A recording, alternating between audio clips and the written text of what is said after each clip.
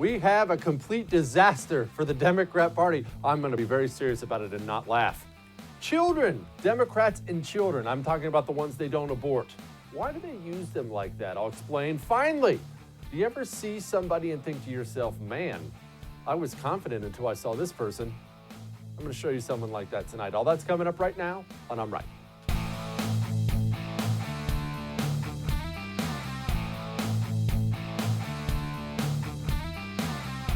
Ladies and gentlemen, I owe you all an apology. Well, probably more of a heads up ahead of time. See, I normally want this show to be a family-friendly show. I want this to be something you can sit down with at night with the wife and kids and always watch. And I've always made a commitment to you that it will be that kind of show. We don't do vulgarity on the show. We don't have, women in bikinis dancing around like the Super Bowl halftime show. It's a family show. We talk politics and have some fun. However, we are about to have a deep discussion about the 30-car pileup with fatalities in the state of Iowa last night. Yes, I am talking to you about the Democrat Iowa caucuses.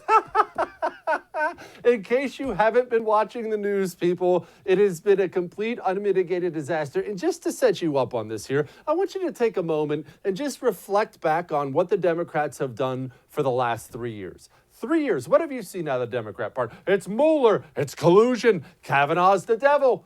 Oh, I can't believe they killed Soleimani. He was kind of a martyr and a cool dude. Trump. 3 years of that, screaming from the rooftops about this is the end of the republic and Trump's a demon. And nobody thought that maybe you should solidify a way to actually count the votes in the first state. I mean, people, do you know what they call this block? The first block of television you watch before the first time we go to commercial. Let me give you a little inside baseball there. We call this A block. And you know what's important about A block? Everything. You put your best foot forward in A block. Whatever the people love the most, you give that to them first because it sets the tone for a show, for a radio show, for a TV show, for a concert. You want to set the tone early. For a date, set the tone early. So Democrats, with the very first national election that people genuinely care about since Donald Trump got elected in 2016, they've had 4 years now to prepare for this election, and they flub it.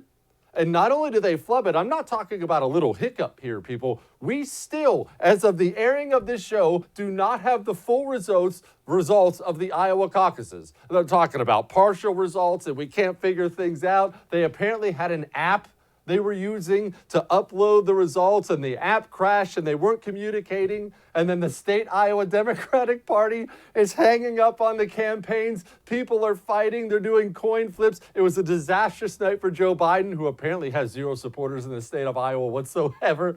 It could not possibly have been a more hilarious last 24 hours. I have enjoyed every single second of it. And understand something. I'm not telling you to enjoy it.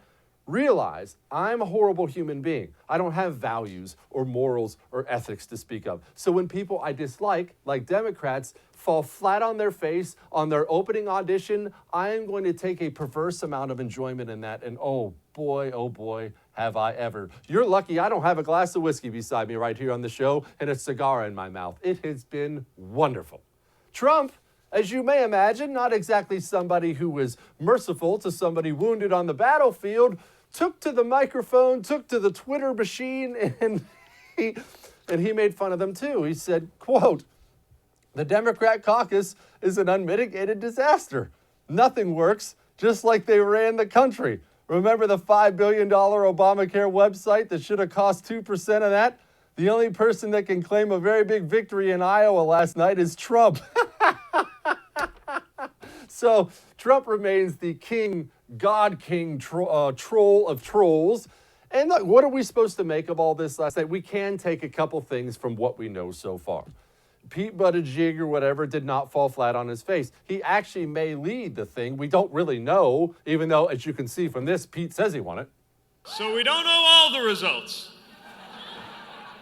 But we know by the time it's all said and done, Iowa, you have shocked the nation because, by all indications, we are going on to New Hampshire victorious.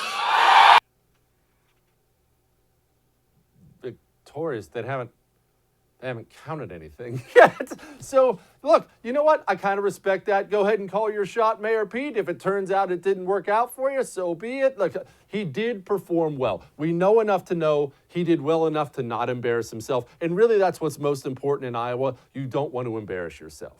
Elizabeth Warren also didn't embarrass herself. She said it's too close to call. So listen, it is too close to call, so I'm just going to tell you what I do know. You won!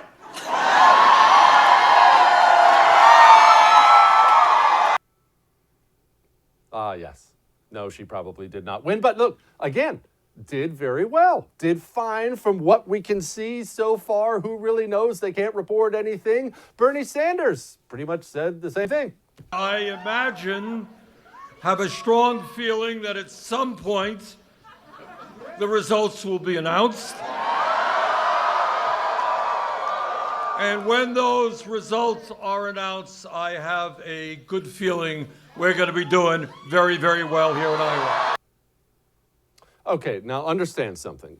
Let's just sum up all this. Pete Buttigieg, Elizabeth Warren, Bernie Sanders, they're all going to do fine in Iowa. No, you don't have to be the one who wins in Iowa, but especially if you're a candidate who was not running in first, you just have to perform admirably in order to set you up nice for going into the other states.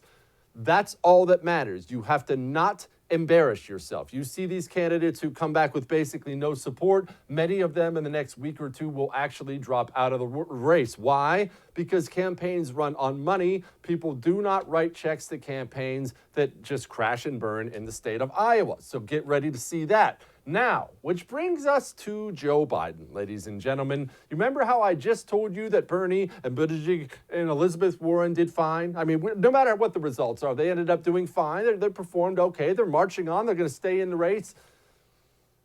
That's not the case for Joe Biden, people. Joe Biden was the front runner from the second he stepped into this race. He's the presumptive nominee. He's the 30-year senator. He's the 8-year vice president to President Barack Obama. He was, of course, the guy. He can beat Trump. He's going to get everyone fired up, but we all missed some signs, did we not? You see, fundraising tells the tale so often in politics. You remember when Joe Biden first jumped in, raised a ton of money first day, and everyone's like, whoa, that's the powerhouse, and then really hasn't raised anything since? That's when you know an establishment candidate is going to die on the vine. They have a million phone calls you can burn up with right out of the gates. And then after that, you're relying on yourself, buddy boy. You're relying on exciting people, letting people know that they should be fired up for you. And I won't show you all the pictures because, again, I can't show you violence on the show. But it was ugly at the caucuses last night. You remember I told you yesterday the caucuses are, you're getting a big gym and the Bernie people will gather over here. There's 30 of them and 50 Elizabeth Warren people and so on and so forth. The pictures were flooding the internet last night of there be 30 Bernie and 50 Elizabeth and 25 Pete and 5 for Biden. It got so bad, television reporters were actually mocking the Biden reporters to their faces. No matter what the results turn out to be, they're not going to be good for Joe. Joe had to win Iowa, or in the very least come in real close to winning. And all indication is that it is going to be a bloodbath for the Biden campaign. I guess it turns out that bleeding from the eyeballs, calling supporters fat, poking fingers in their chests, and screaming at reporters doesn't turn out to be a winning campaign strategy. Who knew? So, of course, the Biden campaign is out there preemptively trying to set everyone up for, look, who knows? I mean, if you have a process where you can't be confident that the results that are being reported are reflective of the votes that people cast last night in the process, that's a real concern. I'm sorry. The best is watching political people who know that the writing is on the wall, attempt to spin things. Who knows? We don't know. It was probably a glitch. And understand something. I mentioned the app briefly at the beginning of the show. Apparently, they were using a phone app to upload the precinct results, which would then let the party know, it's the state Democrat Party in Iowa, who won. Okay, this guy has this many delegates. This guy has this. That's how you get the results. The app crashed. It's a complete disaster. The state Democrat Party then didn't handle, disaster relief very well. They had people waiting on hold forever. At one point in time, we're told that all the Democrat campaigns had a conference call with the state Democrat Party, and the state Democrat Party got so frustrated they hung up on everybody. But what I'm about to show you, it's about a minute 20 seconds. It's a little longer than what I normally play. You need to watch every second of it from beginning to end, because this is one of the most glorious campaign or political videos you'll ever see in your life. If you want to just perfectly encompass everything that happened in Iowa last night, this is it right here. Joining us right now from Story County. He's a precinct secretary out there. What can you tell us about this delay in getting any results, Sean? Well, Wolf, I have been on hold for over an hour with the Iowa Democratic Party. They tried to, I think, promote an app to report the results.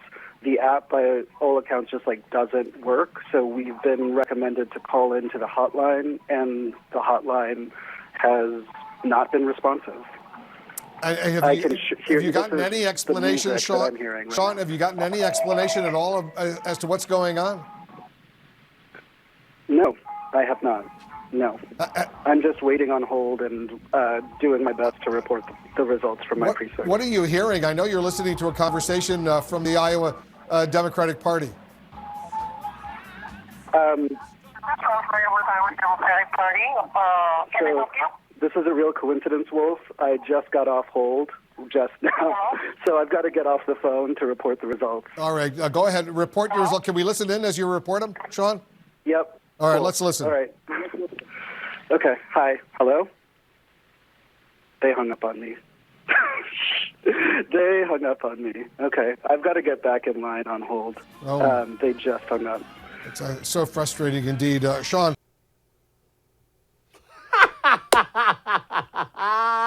Hang on, Wolf. I've been on the phone forever. I finally got him on the line. Hello? Hello? That is as good as it gets. People, that's probably not the last time you're going to see that glorious video in this show. Why? Because I'm a bad person who likes to make fun of Democrats. Now, they say they offered to test the app to make sure it didn't crash, and they were actually denied. What?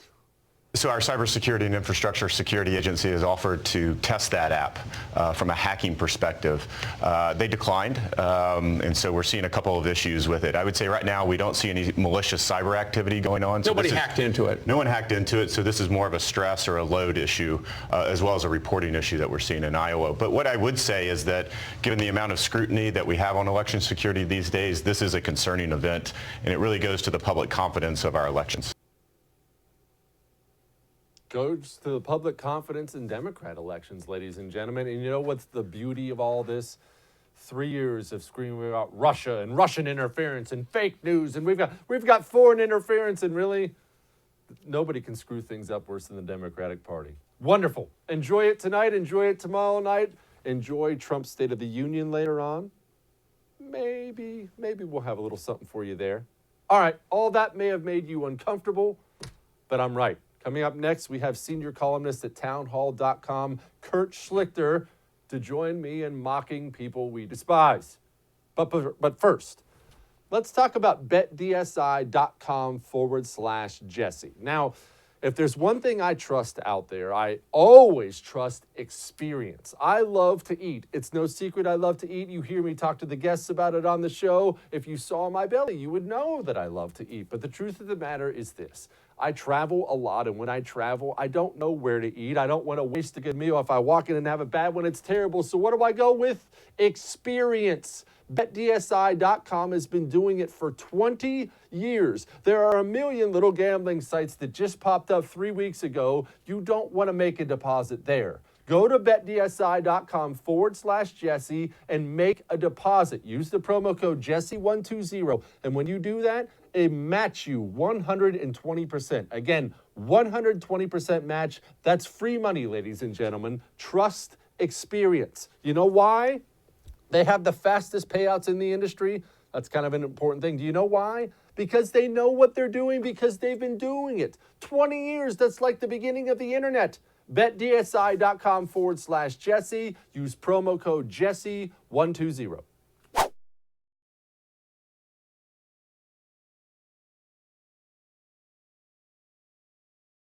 Joining me now, senior columnist at townhall.com, author and friend of mine, Kurt Schlichter joins me. Kurt, before we move on to making fun of Democrats, which you know you and I both love to do, I want to give you an opportunity to take a moment and talk about Rush Limbaugh. I obviously talked about him yesterday on the show. I'm going to keep talking about him. He's a legend. He's the one who paved the way for so many of us in this industry. Talk on that for a second. Well, I appreciate you giving me the chance. You know, I don't think any of us would be here without Rush Limbaugh, and I tried to capture that in my town hall column today. I wrote a special one about what Rush means to the movement and what he means to me personally. And it's strange because I never met the guy, but he's been personally gracious to me. You know, I'll be sitting there at my desk, and my phone will go nuts. And I'll look at it, and there's everybody going, Rush read your column on the air. And who the hell am I? I'm just some lawyer. I'm some country lawyer in Los Angeles. And he doesn't have to do that. He doesn't have to spend his time on charity. He doesn't have to make it a point to help our service members and people with illnesses and all that stuff. You know, he could retire to the golf course years ago, but he stays out there fighting the conservative fight every single day. And he has for 30 some years. He's a huge presence. There aren't a lot of you young whippersnappers don't remember what it was like before Rush. And I want to make sure nobody takes him for granted, because what he's done has been amazing. And all of us, what you're doing here right now, Jesse, is a direct result of what Rush pioneered. You know, I sometimes get to host national radio shows, and I'll sit at the microphone going, I'm sitting where Rush did. And Rush was there before me. And, it's just, he's a tough guy. He's going to fight this. He's got millions of people behind him. And I hope he's there for a long, long time. Amen. And I bet he will be. All right. On to Iowa. Kurt, the irony, the endless stories we could talk about here with Iowa, but let's start with an overarching thing first, when it boils down to it. As a party, as a national Democrat party, you've known this state was coming. I mean, it didn't sneak up on you last week. How, in the name of God, can you allow this to happen to your party on your opening debut to campaign against Trump in 2020? You fall flat on your face. Well, it reminds me of the Obamacare debut. You remember that when the computer system crashed? Look, these are, what's remarkable to me is the same people who wish to micromanage every aspect of our lives can't perform even the most basic functions. I mean, counting your own votes, especially after all the hypocrisy and whining and they've had about, count every vote, suppression, Russia, to completely humiliate themselves this way. It's glorious. And it's totally expected. So I'm savoring it, and I'm looking forward to a Democrat civil war that would be, a veritable tornado of pinching and whining and crying. It's going to be hilarious. All right, I've made a couple assumptions about it just off what we know. I'm assuming Sanders and Buttigieg and Warren are going to do okay. I'm assuming Joe Biden is not. You saw the pictures I saw last night. You're hearing the rumors I'm hearing. You know a ton of people in there. Kurt, and I'm not trying to just run the guy out of the race. How does he go on? You have no momentum. He's not raising any money. The opening state where he was parked alone while Bernie and Elizabeth Warren and everybody was stuck during the impeachment hearing, he had the state to himself, and he's going to get boat raced out of it. What's his play? What's his lane to win this thing? Cheating. He's got to get the Democrat National Committee behind him. I mean, that's it. I mean, that really is it. That's how they got Bernie out last time. What they have to do is basically strong-arm their own voters and force Joe Biden down their throats. Or as it might be, in the case of Hunter, do a long rail of Biden, snort it up. But I think anything they do is a bad decision. They've totally destroyed their credibility. Now, they never had any with us, but with their own people. And I think there's going to be a war. And I'm sitting on the sidelines enjoying it.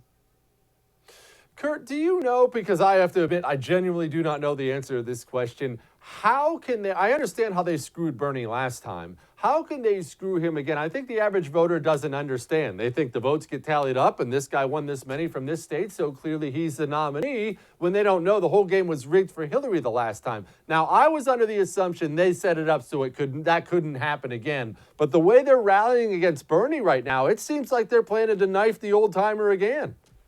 Oh, they absolutely are. That's the plan. This isn't like plan B. This was the plan going in. They knew that they can't have an admitted socialist on the ticket. You know, for all the weird-haired Trustafarian losers and Bernie bros who are really excited about this crusty commie curmudgeon, normal people look at him and go, I've got 401ks, I've got kids, I've got a job. I don't want this socialist weirdo yelling at me for the next 4 years and taking my stuff. And that's not just us conservatives, that's liberal folks. You know, and the thing is, Bernie's dangerous because he believes this garbage. He actually believes it. A guy like Joe Biden, he'll talk a good game about liberalism, and then he'll send his son off to Kiev to pocket $80,000 a month from the local thug. Bernie won't do that. Bernie's a true believer. That makes him dangerous because a true believer can't be controlled and he can't be bought. This is a disaster for him. I love it. I wanted to ask you about Joe Biden. Now, obviously, I just was very clear about where I think he's heading. Has he always been this way? You have more experience covering this guy than I do. And when I say this way, I mean he's barking at reporters. He's patting supporters on the chest and telling them to get out of his face. He's yelling at people. He called a voter a fatso or something like that on camera. Hey, he fat. just seems I know. And of course, he had to lie about doing it when we all heard what we heard. He just seems nasty, Kurt. And I've never thought of, well, I've always made fun of Biden. I never thought of him as nasty. He seems nasty. I don't think he was. I mean, I remember 88 and on. I remember him getting out after he, stole some British socialists' words and had to get out for plagiarizing, which has been totally forgotten. But he never struck me as a mean guy. Joe Biden was a Democrat. I didn't dislike visceral. I didn't like his policies. I'd never vote for him, but I didn't look on him as a guy who was malicious. And I think the Trump age is part of it. I think the Democrats require their people to be malicious now. You look at Tulsi Gabbard, she's gone 180 degrees. She actually put out a very classy tweet, wishing the best for Rush Limbaugh without all these qualifications about, I hate everything you racists stand for, but hope you don't die. And I thought Joe was kind of in that. And lots of people said, Joe's a nice guy. Lindsey Graham says, hey, I've known him for years. He's a pleasant guy. He's not pleasant anymore. And I think part of it is age. Part of it is frustration. Part of it is the Trump era where you're required to be a jerk if you're a Democrat. Kurt, it's sad. We're obviously covering Trump's State of the Union live right here on the First. If I got to promo my own network, what are you expecting out of him tonight? Do you foresee, not that this would be his style, him doing this big, let's all come together thing, or do you see him making fun of the Democrats relentlessly for Iowa and their failed impeachment? Donald Trump is a very cunning guy, and if you've watched his tweets lately, he has dialed it down as they've ripped each other apart. Understand, Trump is a master of media. When he does a mean tweet, it's to get attention. Tonight, he's got all the attention already. And what do you do to calm down the voters who are looking at the Democrats saying these guys are in disarray? They're about to elect a communist, or nominate a communist. What do you do? And I think he will go in and be very, very surprisingly normal for a politician, but listing his accomplishments and listing promises kept, which is not normal for a politician. So he's gonna, if he does what I think he's gonna do, and I don't want to second guess a guy because he's a political genius, but I think he's going to come in and reassure the suburban wine moms who are the real people who are worried about him and say, look at your 401k today. Look at the fact your family has jobs, your kids are going to get out of school, they're going to be able to have jobs. I haven't got you in any new wars. We're getting out of the ones we're in. Good times are coming. Do you want to throw that away? Do you want change? Because I brought you change. Do you want change back? and they're going to look at Bernie Sanders and the whole chaos in the Democrat Party and just go, Trump used to have tweeted, maybe he's learned his lesson. He's calmer now. I think I'll give him a chance. Let's just keep where we're going, keep the direction we're going. I think we will see a surprisingly conventional Donald Trump. He'll have his own little twists, but it's not going to be, the kind of a poke in the eye that perhaps you and I might delight in, but may not be the best tactic for this particular juncture. I agree 100%. Kurt Schlichter, townhall.com. Looking forward to it, my man. Appreciate you. Thanks for having me. Democrats and their weird stories about their kids and things their kids say. We're going to examine that in just a second. Hang on.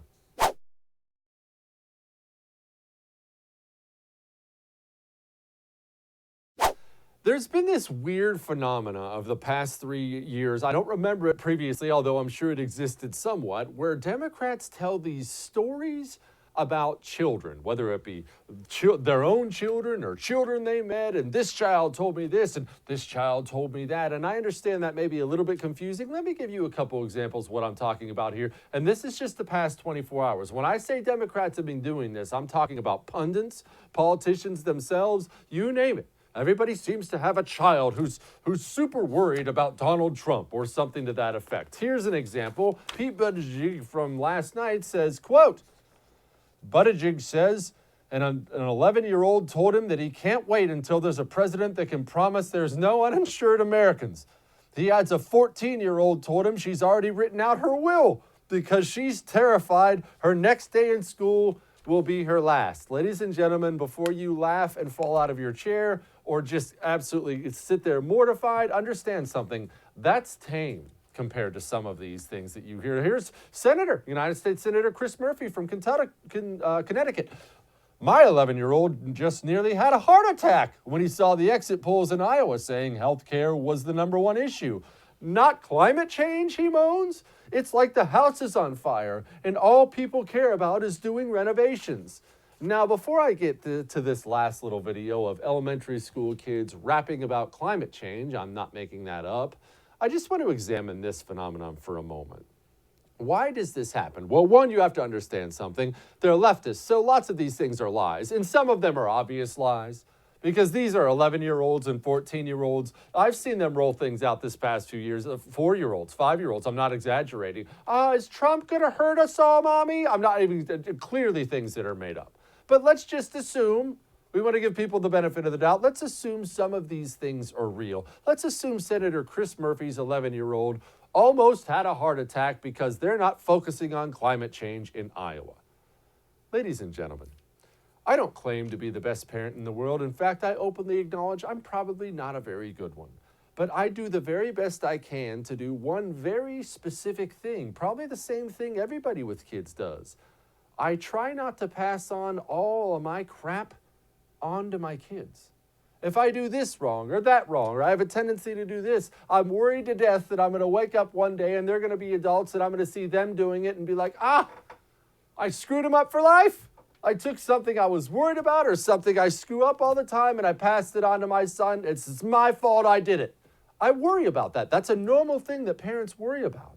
But there's this bizarre thing on the left where they take the things that give them anxiety or stress them out and they intentionally pass them down to their children. And then after passing them down to their children, they brag about the fact that their children are stressed out about them. Who brags about the fact their 11-year-old is stressed out about climate change?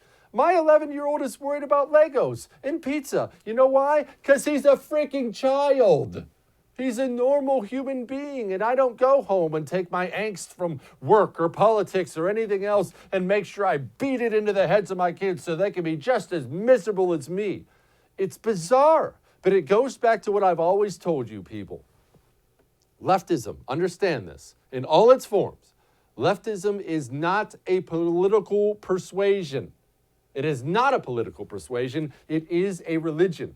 That is why it is all consuming. Do you want to know why? They have invaded everything. We talk about that all the time on the show. You certainly can't send your kids off to school without them getting blasted by leftism. You can't have them watch the Grammys. You can't have them watch a freaking NFL football game. You can't have them watch a movie. Everywhere you look, it's in your face all the time. You can't watch commercials anymore without having to hear, well, the most important thing is to come out as transgender when you're 6, and then I'll teach you how to shave. It's everywhere you look. You want to know why? Because leftists don't look at anything where they're not involved and think to themselves, oh, just leave that alone. Nothing. Any place where they're not already dominating, they look at and think, oh, I'm going to get in there. I'm going to figure out a way to take that.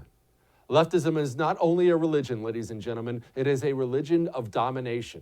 That's why they do it to their own children. I don't know the man. I don't know anything about Senator Chris Murphy's relationship with his son, nor would I make any assumptions on that.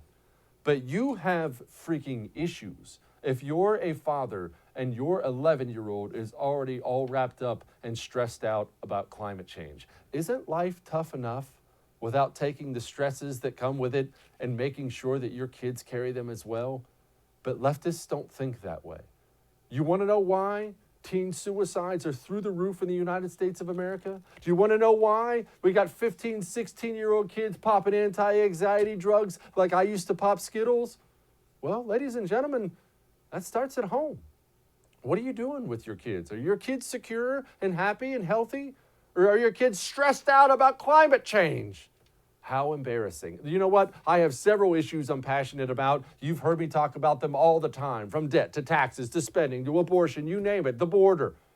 You know how many of those things my kids are stressed about? None, because I'm not a freaking psychopath.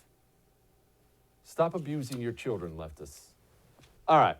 A lot of you know Matt Schlapp. I mean, who doesn't know Matt Schlapp? He's the head of ACU. He also heads up CPAC, the gigantic conservative political conference that's coming up here in, just a few weeks.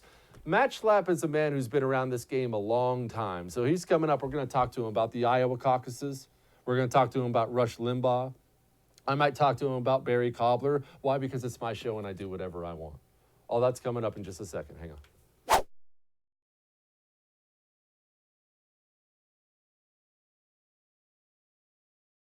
Joining me now is the big man on campus at the American Conservative Union and obviously CPAC, which everybody knows, Matt Schlapp. Matt, you just got back from Iowa. Why were you going to Iowa? Please tell me it was just to make fun of Democrats as they implode on the national stage.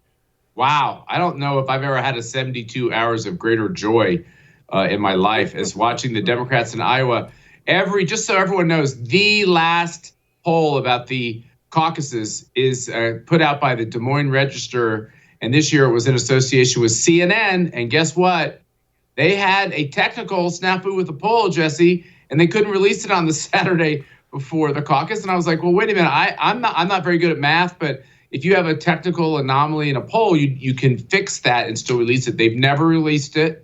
So that makes you think, I wonder what the deal is. I bet Bernie did pretty well in that poll. And then lo and behold, we go right into the caucus and there are no results yet. You have Democrats claiming victory. So I think it's everyone gets a trophy time. Every Democrat gets to win.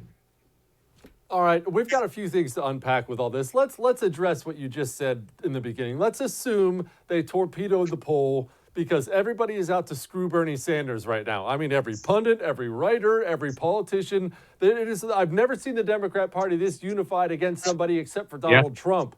Why? His positions are the same as every other Democrat. I don't understand. I mean, I realize he's a mean old man and he's dumb enough to say out loud what they're all thinking, but they really genuinely seem terrified of the guy. What liberals do, I think, in their own party, what Democrats do is analogous to what they do with the black community.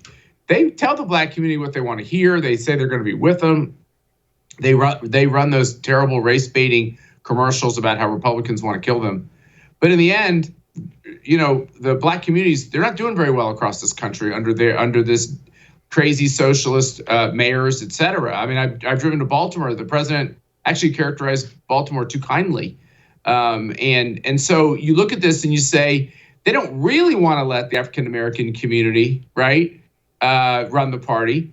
They don't really want to let Bernie Sanders run the party. They just want all these socialists to come aboard and vote for their candidates. But when it comes to running things, scares the hell out of them. The problem is they can't get the genie back in the bottle, Jesse. The fact is, it is a party now populated at least 50% with socialists. And that's because of their own actions and what comes out of their mouth and what they try to get done in Congress. And they're now losing control of their party. And it's not moderates, it's liberals, crazy, wacky liberals losing control of the Democratic Party to socialists. This is what is going on, and it's something to behold. Matt, all right, we don't have results, and at this pace, we're not going to have results until I'm in adult diapers, but let's make a couple assumptions off of what we have right now. We know Buttigieg, or whatever his name is, did okay. Warren appears to have done okay. Sanders appears to have done okay. But Joe Biden, I was of the opinion that Joe Biden had to win Iowa. He had the state to himself for weeks because of the impeachment trial. He's the presumptive front runner. I don't find Iowa to be the end-all be-all, but I think it's a big, big deal if Joe Biden didn't perform well there. But you've got the experience. Am I crazy? No, I agree with you completely. I think Joe Biden's campaign is over. I think it was over months ago. I think that most swamp Democrats and New York Democrats who like to make a lot of money and are a little worried about what Bernie Sanders wants to do with wealth confiscation. Same for Elizabeth Warren with their wealth tax. I think they are a little spooked by the fact that he could get the nomination, so they've been talking it up. But look, Joe Biden is too old. He's too decrepit. He doesn't know how to speak to the modern voter in the Democratic coalition. And Iowa, he's the luckiest man on the face of the earth, or he's the beneficiary of some hanky-panky, that the results didn't come out. Because what would he have said if he had come in fourth or fifth? I mean, there's nothing good to say, and there would be a lot of motivation for him to drop out. Instead, he can say, hey, we did better than expected. Good night. I guess we don't know exactly. Have my lawyers send some letters. It's off to New Hampshire, where he can try to do something there. But, Jesse, I'm going to make another prediction, just like I did in Iowa. He's not going to win New Hampshire. His campaign is over. It's just about when he exits now. All right, before we get to the final bit of news, well, what about South Carolina, though? He has to win South Carolina because of his popularity with the black vote of the Democrat Party. If he doesn't win South Carolina, he really is truly done, right? Yeah, and that's the one durable thing for Joe Biden you got to give him credit for, which is he has kept a very large plurality of the African-American support in all of these polls. But what tends to happen by the time you get to the later states is the first two states have already had a big impact on the race, because at least certainly on the Democratic side, but we've seen it on the Republican side too, people want to go with a viable candidate. If you've lost Iowa and New Hampshire, if he were to get the nomination after losing these first two states, he would be the first man in history to be able to do that. And it's just hard to imagine that happening. History don't lie. All right, Matt, on a obviously very serious note, Rush Limbaugh. We all saw the news. I've talked about it on the show. He is, look, I grew up with Rush Limbaugh. I mean, gosh, I feel like everybody I know grew up with Rush Limbaugh. He paved the way for so many people in this industry. Can you speak on Rush and just your experience with him at this point? Yeah, so when I graduated from college in 1990, I opened up a little business for my mother, who had just recently gotten divorced. And my father had died, and she was in some economic turmoil. I opened up a business, and I found out this guy Rush Limbaugh, who was on the dial and on AM, and I started listening to him every day. I always knew by that point I knew I was a conservative, but this man just gave voice to things and said things. Sometimes we were told we shouldn't say, and other times, I learned things from him. And yes, he was entertaining. So everyone always has this question: is he a thinker? Is he an entertainer? He was both, but he never really entertained in a way that was contrary to our conservative values. So I said on Twitter the other day, I view him as the kind of the popular conservative voice of our movement. He spoke to each of us every day. I had that show on. My sisters had that show on every day, 3 hours a day. It started at 11. It ended at 2. And we kept the dial up. If we had a really crazy liberal customer come in, we would sometimes turn down the volume. That is true, because I am a capitalist. But I feel like he's a kid. And I got to be interviewed by the Limbaugh Letter and talk to Rush on the phone. And I don't know, that was one of those moments that, that's a hero for me. And I'm sad for him. But I know that just the way he even announced it, he gets it. This is what every human being has to face. You have to face struggles. He's had other struggles. And so I just think we should all pray for him and hope that it's part of God's plan that he gets to stick around a little more because he's enjoying this Trump presidency so much. Amen. Amen. He's paved the way for a lot of us, and I salute the guy, and I just wanted your thoughts on it. I appreciate him very much. Matt Schlapp, head of the American Conservative Union, I appreciate you joining me today. We're looking forward to seeing you at CPAC, Jesse. Well, I'll be there with bells on, Matt. I can't wait. All right. We're not quite done yet. Hang on.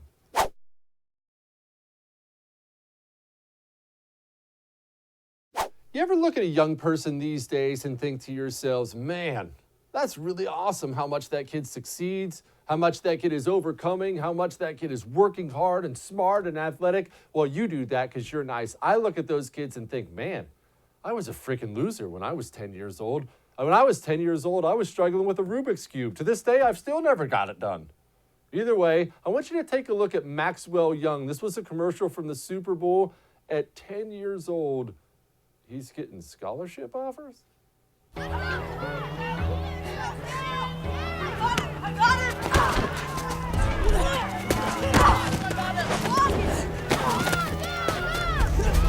Come on, guys! Ooh-wee. Take it to the house, kid. Where's he going? Take it to the house, kid!